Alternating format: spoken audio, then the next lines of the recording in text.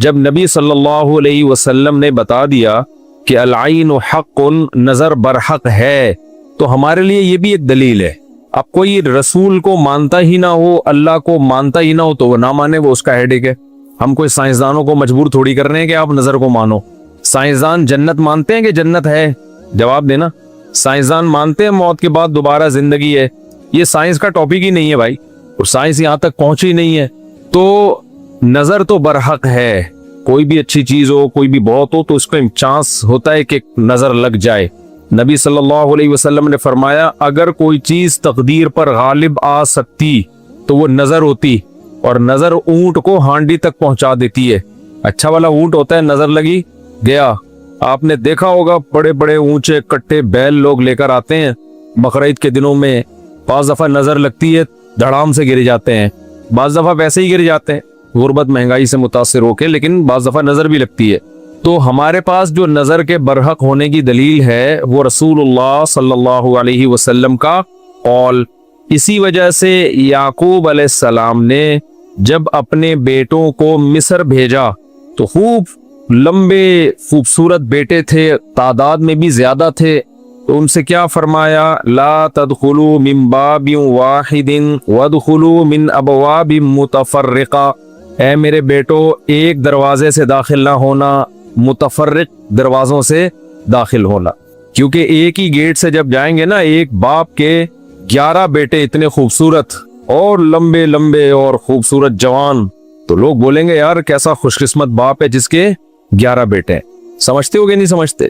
آج کل تو فیملی پلاننگ نے نظر کا چانس ہی ختم کر دیا، 2 بچے ہوتے ہیں وہ بھی اچھے نہیں ہوتے۔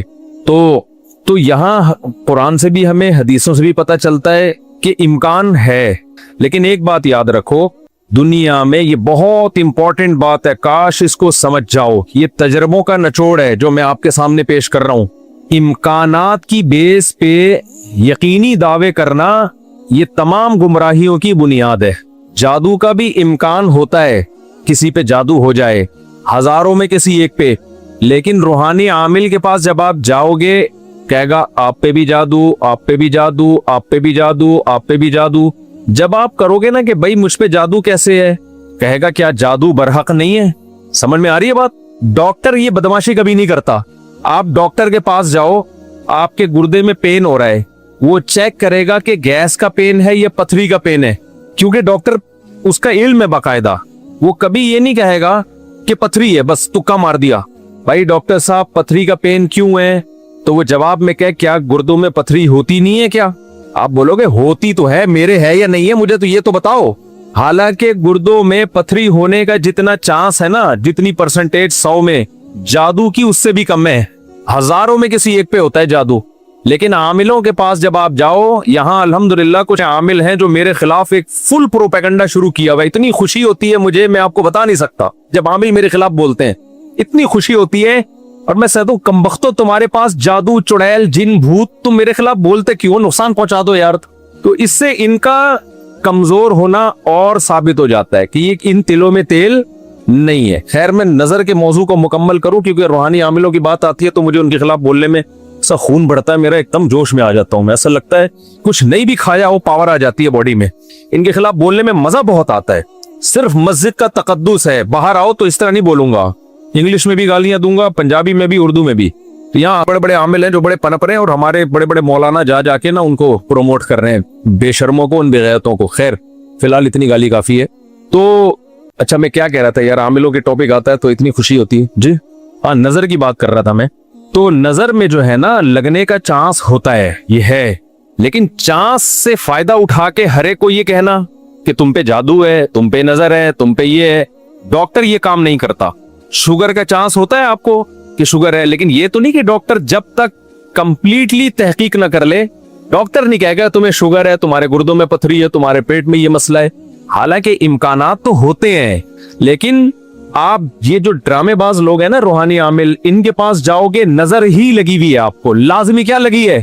کیونکہ جب کسی کے پاس کوئی فن نہیں ہوتا، علم نہیں ہوتا، تو وہ سب کچھ جانتا ہے۔ پھر سمجھ رہے، ڈاکٹر کے پاس علم ہوتا ہے کڈنی کا، لہذا تحقیق کرے گا، 100 میں 2 کو کہہ دے گا تیرے گردے خراب ہیں۔ عاملوں کے پاس چونکہ جن چڑیل بھوت کا علم ہوتا ہی نہیں ہے، लिहाजा हर एक पर जिन भी है, चुड़ैल भी है और भूत भी है और नजर भी है और मुवक्किल भी है और हमजाद भी है और पता नहीं क्या क्या है, ड्रामेबाजी। समझते हो? जब इनको बोलो कि क्या दलील है, तो भाई इम्कानात की दुनिया में इम्कान कि फलाने पे लग गई थी, फला पे लग गई थी, तो खूब समझ लो इम्कानात की बेस पे ये कहना कि अभी देखो एक मौलाना साहब का क्लिप आया, उन्होंने कहा कि नबी सल्लल्लाहु अलैहि वसल्लम ने फरमाया कि हर बीमारी की दवा अल्लाह ने रखी है दुनिया में, ये सही हदीस है। फिर उन्होंने एक दवा बताई कि ये शुगर की बेहतरीन दवा है।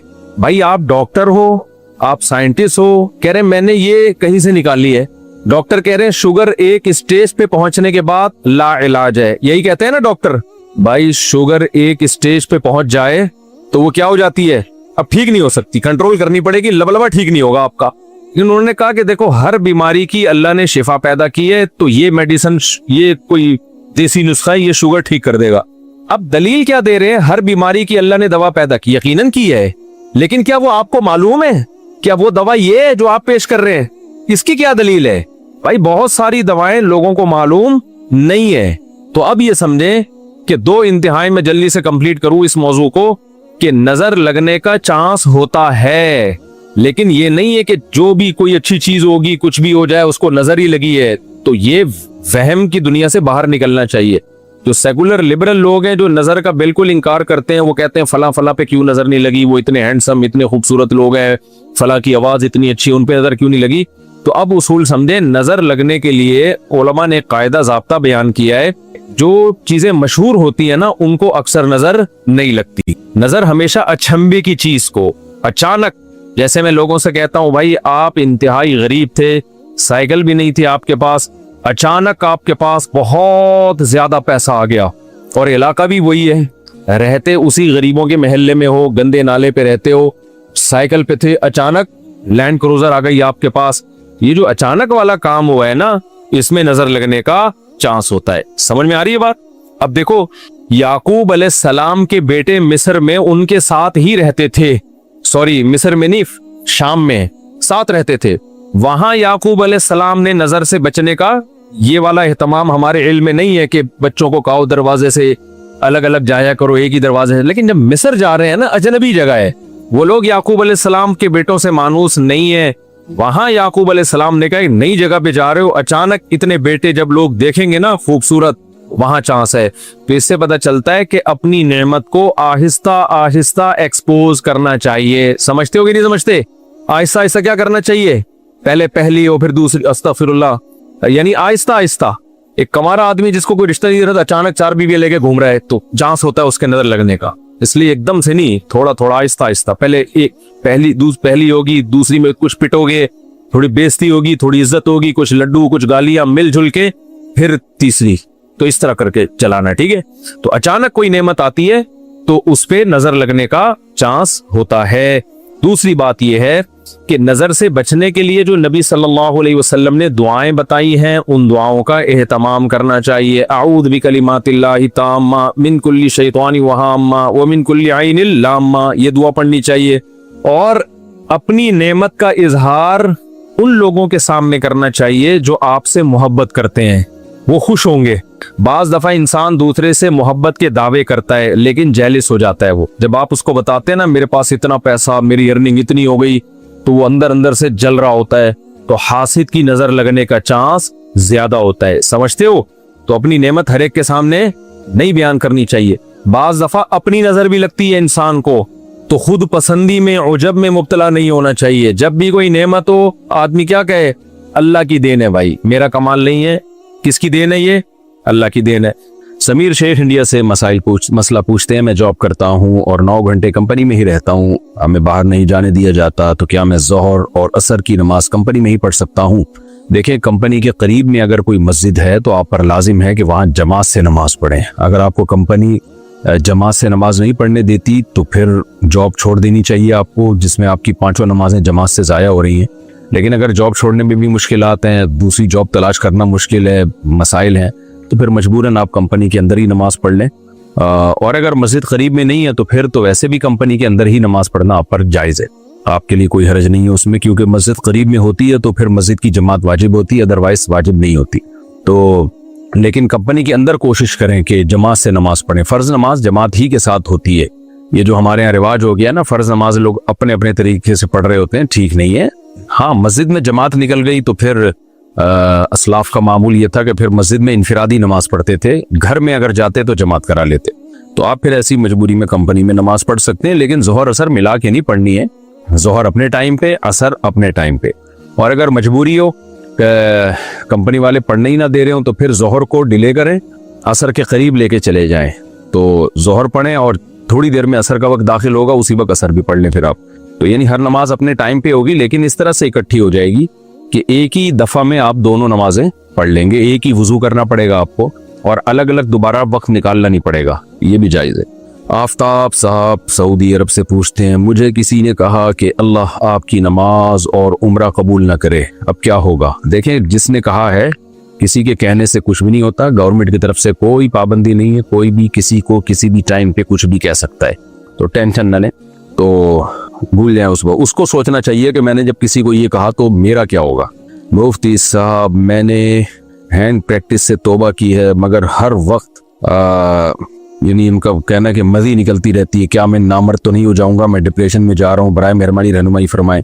اللہ تعالیٰ آپ کو توبہ پہ قائم رکھنے کی توفیق عطا فرمائے. کوئی نامرد نہیں ہوں گے. یہ جو آپ کہہ رہے ہیں ہر وہ خواہش رہتی ہے, تو آپ شادی کر لیں تاکہ ایک حرام کام سے اللہ بچائے رکھے. آپ کو بچا تو لیا اللہ نے اور بچائے رکھے. باقی یہ جو مزی نکلتی رہتی ہے یہ کوئی اس سے کوئی بیماری نہیں ہے, یہ نہ اس کے علاج کی ضرورت ہے.